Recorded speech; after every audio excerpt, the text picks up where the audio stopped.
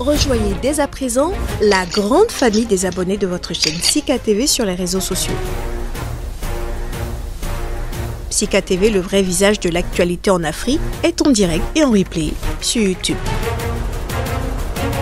Abonnez-vous et cliquez sur la cloche de notification pour ne rien rater. Nous sommes également présents sur Facebook et sur Twitter.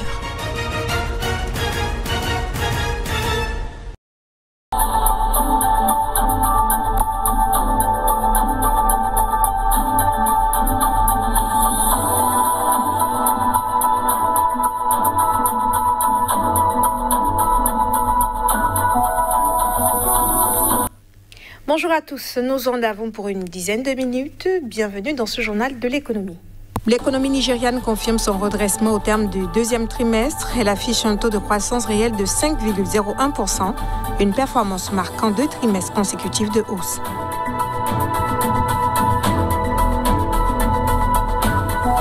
Le Soudan a obtenu son retrait de la liste noire américaine des pays soutenant le terrorisme, ce qui a permis une levée de plus de 800 millions de dollars de la part du FMI.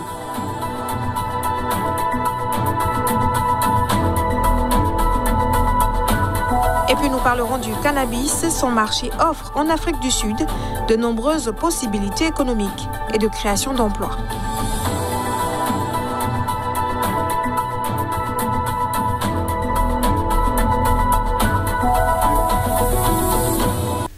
Le taux de croissance réelle du PIB au second trimestre au Nigeria s'est élevé à un peu plus de 5% pour atteindre 16,69 trillions de naira, selon les chiffres donnés par le Bureau national des statistiques.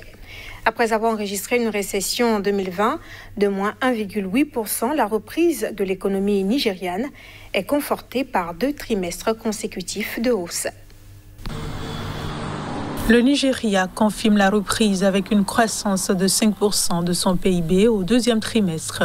Et ce n'est pas le secteur pétrolier qui tire la croissance. En effet, ce dernier s'est contracté de 12,65% au second trimestre avec une production pétrolière de 1,61 million de barils par jour. Toutefois, le pétrole et le gaz contribuent à 92,8% du PIB. Le secteur non pétrolier a grimpé de 6,11%. Le secteur agricole, production végétale, élevage, sylviculture et pêche a progressé de 6,36% sur une année en termes nominaux au deuxième trimestre 2021, mais est en baisse de 13,54% par rapport au deuxième trimestre 2020 et de 8,78 points par rapport au trimestre précédent à 15,4%.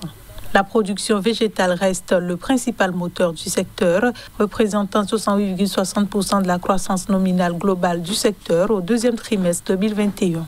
En rythme trimestriel, la croissance s'est établie à 1,03% au deuxième trimestre 2021. L'agriculture a contribué à 22,13% par rapport au PIB nominal au deuxième trimestre. Ce chiffre est inférieur au taux enregistré au deuxième trimestre 2020, qui est de 23,92%, mais supérieur au taux enregistré au premier trimestre 2021, qui s'élevait à 21,42%. Globalement, l'agriculture a contribué à 28,78% du PIB réel, l'industrie à 20,57% et les services à 55,66%. Nous restons au Nigeria. Malgré cette reprise, la Benue, considérée comme le grenier alimentaire de la nation, est en souffrance. De nombreux agriculteurs fuient les violences en zone rurale, avec des conséquences désastreuses sur les récoltes et le coût déjà élevé des denrées alimentaires.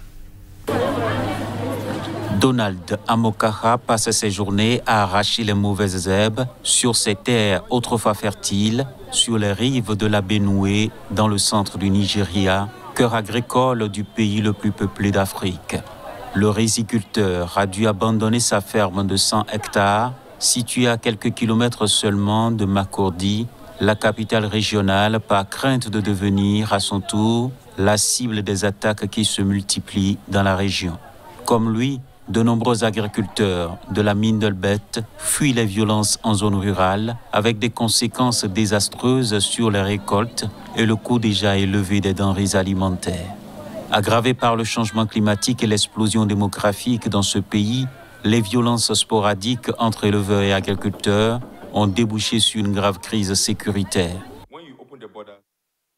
Outre l'insécurité, plusieurs économistes pointent du doigt le contexte économique difficile pour ce pays producteur de pétrole, confronté aux retombées de la pandémie de Covid-19 et à l'effondrement de la demande de l'or noir. Selon le Bureau des statistiques nigérian, l'inflation des denrées alimentaires cumulait à un taux vertigineux de 21,83% en juin. Dans l'état de Nasarawa, à la périphérie d'Abuja, ce vendeur de légumes se dit très inquiet. Il perd chaque jour des clients découragés par le prix excessif des produits de base. En juillet, l'Agence régionale de gestion des urgences a mis en garde contre le risque de pénurie alimentaire. De nombreux agriculteurs ayant trouvé refuge dans des camps de déplacés ne pouvant retourner sur leurs terres. Le Soudan a reçu quelques 857 millions de dollars de la part du Fonds monétaire international dans le cadre d'une enveloppe destinée à aider les pays les plus vulnérables. C'est ce qu'a annoncé jeudi la Banque centrale soudanaise. Reportage. Plus tôt ce mois-ci, le Fonds monétaire international a approuvé l'augmentation des réserves des pays membres d'un montant de 650 milliards de dollars pour permettre d'accroître les liquidités des économies les plus fragilisées par la pandémie de coronavirus. L'organisation a alloué l'équivalent de 857,68 millions de dollars au Soudan et ce montant est disponible sans restriction au vu de la situation économique, selon la Banque centrale soudanaise. Après 30 ans de mauvaise gestion sous le régime autoritaire d'Omar el-Béchir, renversé en avril 2019 sous la pression d'un mouvement populaire et de sanctions américaines, le pays est plongé dans une crise économique profonde que le gouvernement de transition a promis de juguler. Le gouvernement a depuis obtenu le retrait du Soudan de la liste noire américaine des pays soutenant le terrorisme, ce qui a permis une levée des sanctions à son encontre. Mais ces derniers mois, la suppression de subventions sur les carburants ainsi que l'introduction d'un taux de change flottant dans le cadre de réformes soutenues par le Fonds monétaire international en vue d'alléger de 50 milliards de dollars la dette extérieure du pays ont suscité le mécontentement de la population, incité par le gouvernement à faire preuve de patience.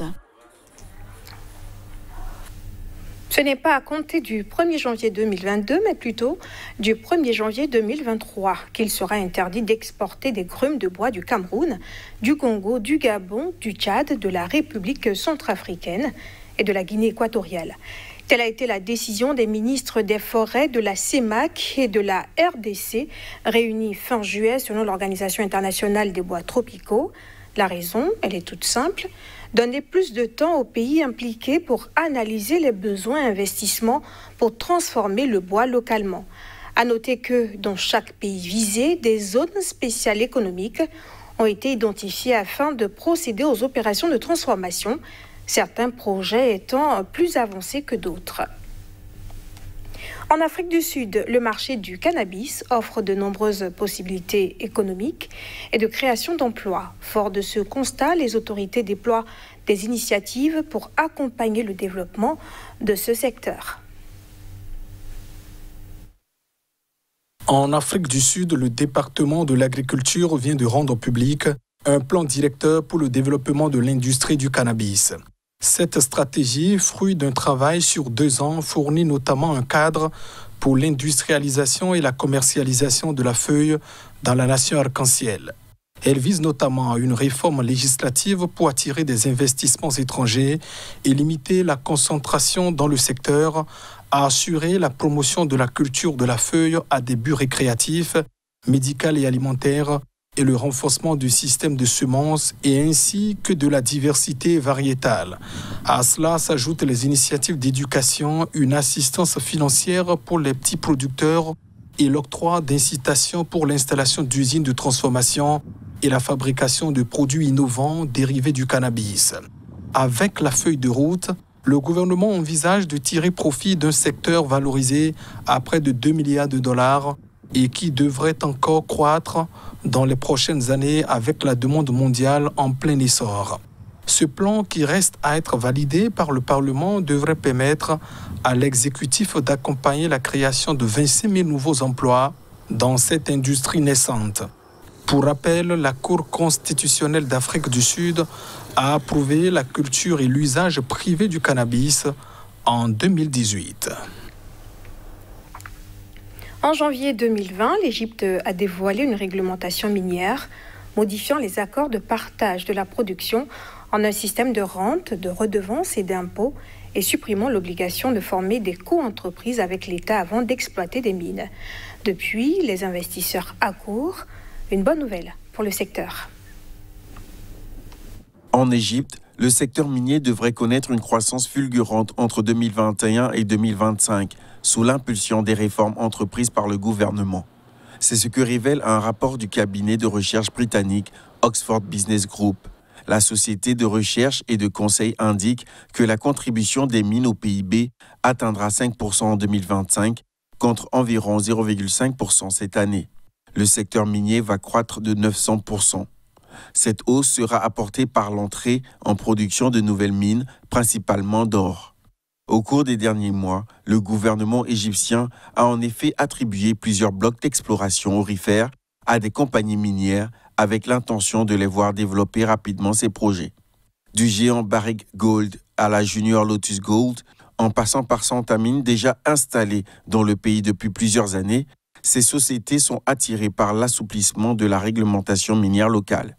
Selon les données disponibles, le pays héberge 6,7 millions d'onces de réserves d'or, 50 millions de tonnes de charbon et la 4e réserve mondiale de tantalite avec 48 millions de tonnes. Avec le retour des investisseurs, l'Égypte peut devenir dans quelques années l'un des plus grands pays miniers d'Afrique. Cuba, qui connaît sa pire crise économique depuis 30 ans, va réglementer l'utilisation des crypto-monnaies et accordera des licences aux prestataires de services qui les exploitent, selon une résolution de la Banque centrale publiée jeudi. Cette résolution, qui va entrer en vigueur le 15 septembre, pourra autoriser l'utilisation des crypto-monnaies pour des raisons d'intérêt socio-économique. En mai dernier, le président avait déclaré que son gouvernement analysait l'opportunité d'une utilisation de ces monnaies dans les opérations économiques du pays, dont le PIB a plongé de 11% en 2020 en raison du renforcement de l'embargo américain de l'impact de la pandémie de Covid-19.